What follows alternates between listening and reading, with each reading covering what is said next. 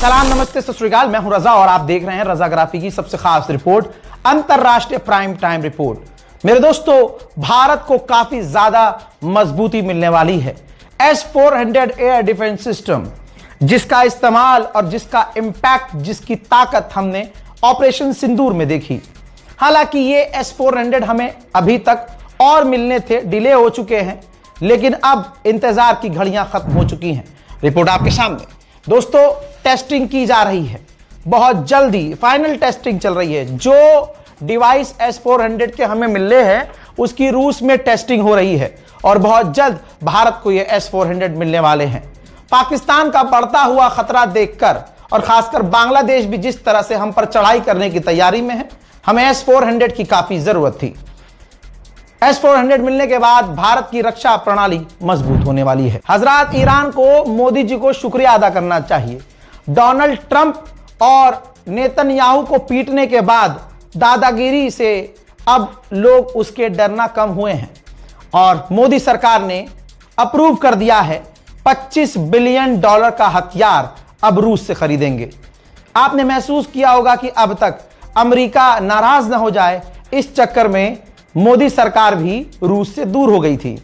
लेकिन अब भारत के दोस्त ईरान ने जिस तरह से पीटा है अमेरिका और इजराइल को, अब इनका भौकाल मार्केट से खत्म हो जाएगा। $25 बिलियन के हथियार हम रूस से लेने वाले हैं, जो काफी एडवांस होंगे। उधर भारत को एक और बड़ी कामयाबी मिली है। कनाडा में जो खालिस्तान आतंकी संगठन है, इसने जीना हराम किया हुआ था भाई। कभी भारत का तिरंगा जला रहे थे, कभी वहां पर धार्मिक जगहों पर, मंदिरों पर जाकर लोगों को डरा रहे थे। हर दिन कोई ना कोई रैली निकालकर वहां भारतीयों को डराने का काम कर रहे थे। कानून अब वहां पर पास हो गया है संसद में। कनाडा में अब खालिस्तानी झंडे फहराने पर बैन कर दिया गया है। खालिस्तान के झंडे कनाडा में बैन, ये भारत की बड़ी जीत है, क्योंकि मोदी सरकार पिछले कई सालों से इसी चीज में लगी हुई थी कि कनाडा के अंदर जो भारतीयों को निशाना बनाया जा रहा है इस आतंकी संगठन खालिस्तान के द्वारा, इन्हें कमजोर करना है।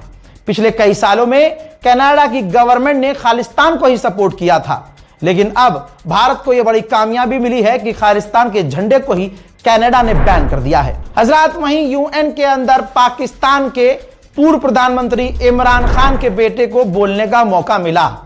यूएन के अंदर पाकिस्तान के पूर्व प्रधानमंत्री इमरान खान के बेटे ने पाकिस्तान की सरकार की धज्जियां उड़ा दी, पूरी तरह से एक्सपोज कर दिया। उन्होंने बताया कि उनके वालिद साहब के साथ, उनके बाबा के साथ जेल में आतंकवादियों जैसा व्यवहार किया जा रहा है, जबकि उन्होंने देश हित में काम किया, लोगों के लिए काम किया, लेकिन उनके साथ जेल के अंदर अमानवीय व्यवहार किया जा रहा है। उनकी तबीयत खराब है, कई तरह से वो बीमार हैं, परेशान हैं, लेकिन उन्हें टॉर्चर किया जा रहा है और मौत के मुंह में ढकेला जा रहा है। चाहत हो तो आदमी क्या नहीं बन सकता। हमारे यहां तो चाय वाला ही प्रधानमंत्री बन गया, तो फिर कोई कुछ भी बन सकता है। 35 साल का एक गायक नेपाल का प्रधानमंत्री बन गया है और उन्होंने आज शपथ ले ली है। दिक्कत भारत की यहां पर यह है कि अब जो नेपाल के अंदर सरकार बनी है, वो सरकार अमेरिकी समर्थन वाली है, अमेरिका को सपोर्ट करने वाली है। ऐसे में नेपाल अब भारत को लाल आंख बेशक दिखाएगा। पूरी दुनिया से डीजल पेट्रोल की कमियों की खबर आ रही है। इस बीच में कहानियां भी ऐसी आ रही हैं कि लोग हैरत कर रहे हैं। श्रीलंका के अंदर एक व्यक्ति ने सिर्फ 4 लीटर पेट्रोल अलग से स्टोर कर लिया था। 4 लीटर। दोस्तों, श्रीलंका की पुलिस ने उसे गिरफ्तार किया और 3 हफ्तों के लिए जेल में डाल दिया। मेरे दोस्तों, चाइना की इंटेलिजेंस आप जानते हैं, लेकिन वो जासूसी भी किस किस तरह से करता है वो भी सुन लीजिए। चाइना नेटो और यूरोपीय यूनियन और अमेरिकी ऑफिसर्स की जासूसी करने के लिए लिंक्ड इन प्रोफेशनल अकाउंट का इस्तेमाल कर रहा है और उनकी जासूसी कर रहा है। हजरात, मदद लेकर, ह्यूमन एड लेकर क्यूबा 2 जहाज जा रहे थे। दैनिक भास्कर की रिपोर्ट के अनुसार 2 नाव लापता हो गई हैं। 9 लोग अब तक गायब हैं, कोई सुराग नहीं है।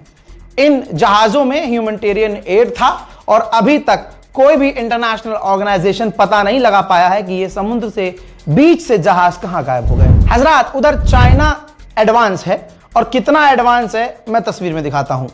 अब ये चाइना का नया ड्रोन सिस्टम है जिसे स्वान ड्रोन कहा जा रहा है। लगता है ये बिल्कुल डिफेंस सिस्टम जैसा है और ड्रोन इस तरह से लॉन्च होते हैं जैसे कोई रॉकेट लॉन्च हो रहा हो। हजरात, मगर ये रॉकेट नहीं है, ये ड्रोन है।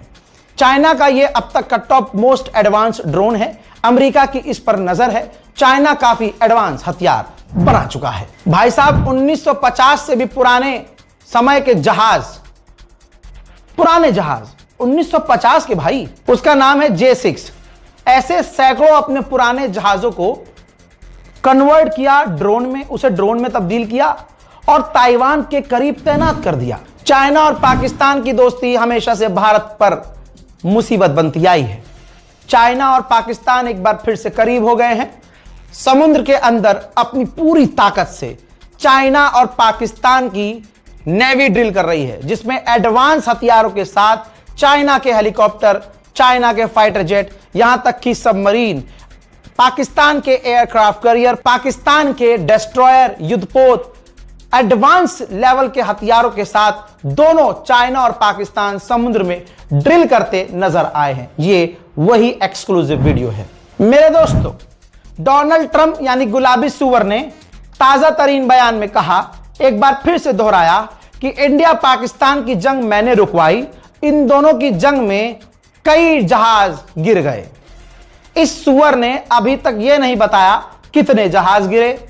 अभी तक इस गुलाबी सुअर ने यह नहीं बताया कि वो जहाज किसके थे। लेकिन इसका बाप, मैं नाजायज बाप हूं गुलाबी सुअर का, मैं बताता हूं कि कितने जहाज इस सुअर के गिरे।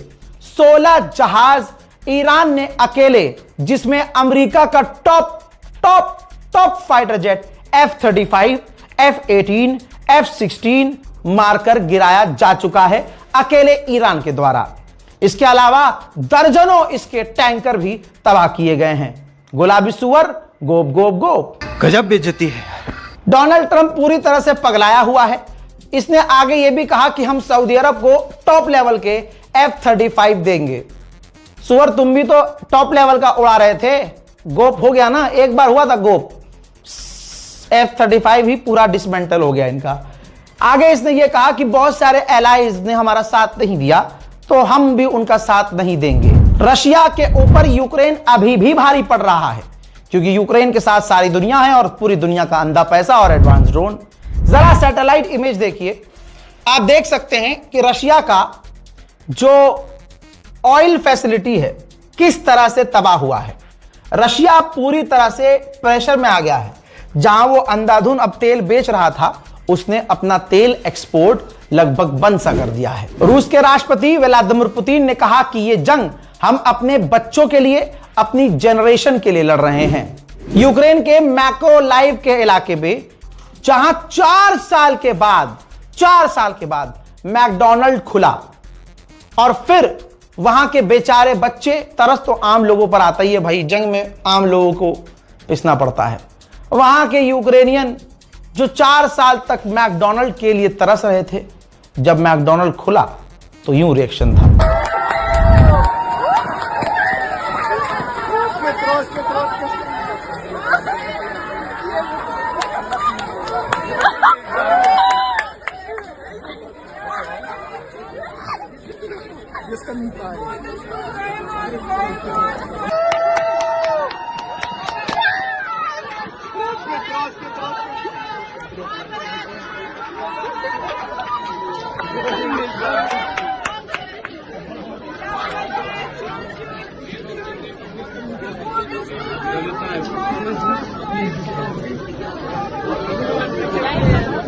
हजरात, वहीं ईरान की जंग का फायदा रशिया को मिल रहा है। रशिया के अधिकारी ने कहा कि बहुत जल्द यूरोप और ब्रिटेन हमारी गैस और ऑयल सप्लाई के लिए भीख मांगेंगे। आपको यहां एडिशनल जानकारी दे दूं, रशिया ने ऐलान कर दिया है कि वो 1 से 1.5 महीने के लिए अपना तेल और गैस एक्सपोर्ट रोक रहा है। उसने अपना खनिज पदार्थ भी एक्सपोर्ट करना बंद कर दिया है। शायद ये उसकी वही नीति है जिसकी धमकी रूस के मिनिस्टर दे रहे हैं। पूरी दुनिया में गैस और तेल की कमी है। ऐसे में रशिया भी अगर तेल एक्सपोर्ट करना बंद कर देगा तो यूरोप तो बेकार हो ही जाएगा। अभी कुछ घंटे पहले अमेरिका ने आधिकारिक तौर पर यूरोप को बताया कि वो खुद जंग में हैं, लिहाजा हम यूक्रेन को मदद नहीं दे सकते। और एडवांस डिफेंस सिस्टम यूक्रेन से निकाले भी गए हैं और मिडिल ईस्ट में ले जाए जा रहे हैं। अब यह बात यूक्रेन के लिए खतरनाक है, मैं आपको पहले ही ईरान स्पेशल रिपोर्ट्स में वॉर अपडेट में बता चुका हूं। अब उसके बाद यह रिपोर्ट आई है। रिपोर्ट यह है कि यूक्रेन का बेड़ा गर्क होने वाला है, पैसे यूक्रेन के पास खत्म हो रहे हैं। अगर जुलाई तक यूक्रेन को पैसा नहीं मिला तो यूक्रेन की हालत पतली हो जाएगी। यूक्रेन के लोग जंग लड़ना नहीं चाहते हैं। जरा तस्वीर देखिए, एक बार फिर से तस्वीर आ रही है। यूक्रेन के सैनिक जबरदस्ती यूक्रेन की सड़कों से आम लोगों को गिरफ्तार करके फौज में भर्ती करने के लिए लेके जा रहे हैं। उधर रशिया को भी बड़ी कामयाबी मिली है। यह तस्वीर देख लीजिए। रशिया ने बताया है कि जो गद्दार यूक्रेन की मदद कर रहा था चंद रुपयों के लिए, हमने उन्हें गिरफ्तार किया है। ऐसी कई तस्वीरें आई हैं। जो रूस के ऑयल फैसिलिटी पर यूक्रेन ने हमला किया तो तबाही किस लेवल की मची, एक बार फिर से मुलाहिजा फरमाइए।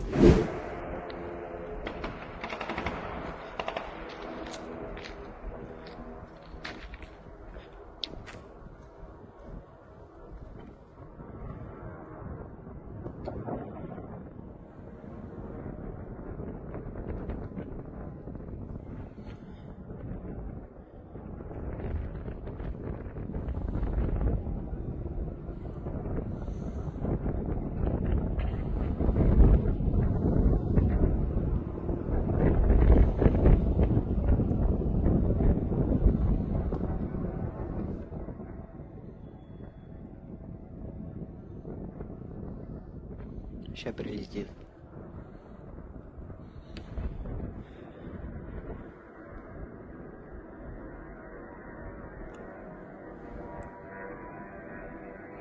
Вон он на снижение пошел.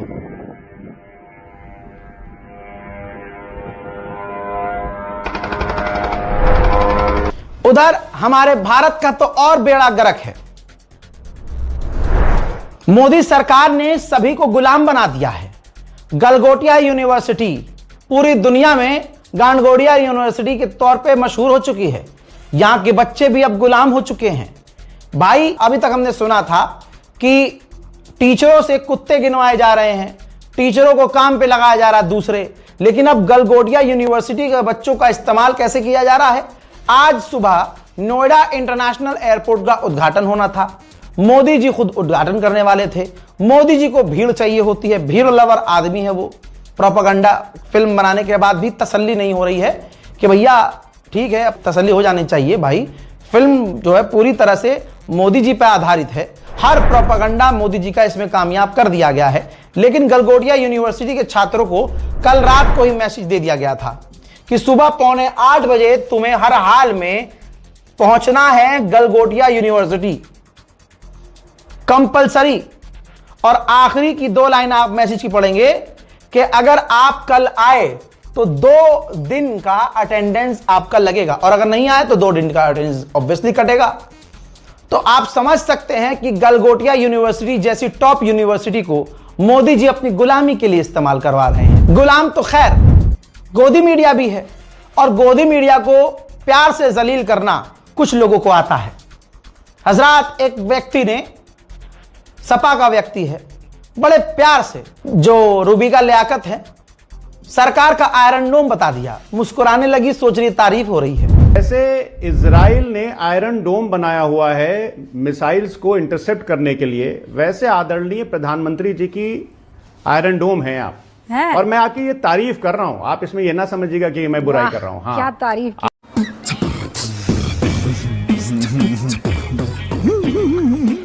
भारत में मुसलमानों को निशाना बनाया जा रहा है। धर्म के आधार पर मुसलमानों को गालियां दी जाती है। हजरात, लेकिन अपने गरीबान में झांकते हैं तो सबसे ज्यादा गंद नजर आता है। इनके यहां तो जो धर्मगुरु हैं वो क्या क्या करते हैं आप सोच नहीं सकते। गोदी मीडिया इस खबर को नहीं दिखाएगा क्योंकि ये उन्हीं के साथ होता है और वो ये करते हैं उनके घर के अंदर की बात है। आपके सामने एक बाबा हैं, डोगी बाबा, महाराष्ट्र के बसई के रहने वाले ऋषिकेश वैद्य नाम का व्यक्ति। मेरे दोस्तों, अध्यात्म का सहारा लेकर एक विवाहित को अपना शिकार बनाया और इस पंडित ने औरत से कहा कि मैं महादेव हूं और तू पार्वती। उसको अंटे में लिया, कहा कि मैं भगवान हूं और तू मेरी देवी है। और वो बेचारी शादीशुदा थी और उसके साथ इसने घोप घोप कर दिया। कमाल की बात यह है कि गोदी मीडिया और हिंदुत्व संगठन चलाने वाले सारे सुअर खामोश हैं। जिनके घर में यह काम होते हैं वो मुसलमानों पर आरोप लगाते हैं। जब जब चुनाव करीब आता है, हिंदुत्व संगठन एक्टिव कर दिए जाते हैं कि देश में ये आतंक फैलाएं। कई बार ये जेल जाते हैं और जेल से जब वापस आते हैं, इनको माला पहनाकर और इनकी रैंकिंग बढ़ा दी जाती है। बदबू पांडे, जिसका नाम तो खुशबू है, लेकिन पूरे भारत में इसने नफरत की बदबू फैलाई है। अपने दोस्तों के साथ, लौंडों के साथ ये करती क्या रहती है, आशीर्वाद देने के लिए या आशीर्वाद लेने के लिए, वो मैं नहीं जानता, ना मुझे उस पर टिप्पणी करनी है। लेकिन जिस तरह की वीडियो उन्होंने बनाई है और जिस तरह से मस्जिद को निशाना बनाया है और जिस तरह से इस वीडियो पर मुसलमानों की ना कोई एफआईआर है, ना कोई आपत्ति, और उस पर से सरकार चुप और पुलिस प्रशासन खामोश, यह बता रहा है चुनाव की तैयारी है। देश में दंगा भड़काने वाली मशीनरी एक्टिव हो गई है। तो भैया आज अपनी बहन के साथ अखिल भारतीय मुल्ला मुल्ली संघ का ये जो शौचालय बना है, भैया यार ये जो शौचालय बना है ना, बात ये देखो, हमारी बहन साथ में है, हम लोग जेल जाओ यात्रा कर रहे हैं, सीधी सीधी बात है।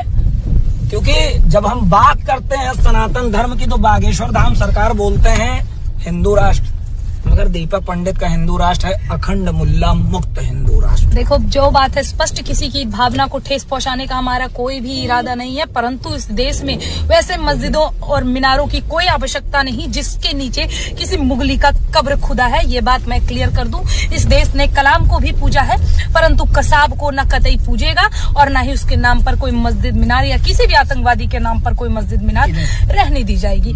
और जिन्हें लगता है कि अब हमारे अंदर डर हो गया होगा, खौफ हो गया होगा 48 दिनों के कारावास के बाद, हमला होने के बाद, तो बता दें आज भी उसी एरिया में घूम रहे हैं और उसी प्रकार घूम रहे हैं अपने भाइयों के साथ। मोदी का प्रोपेगेंडा दुनिया का हर इंसान समझ रहा है।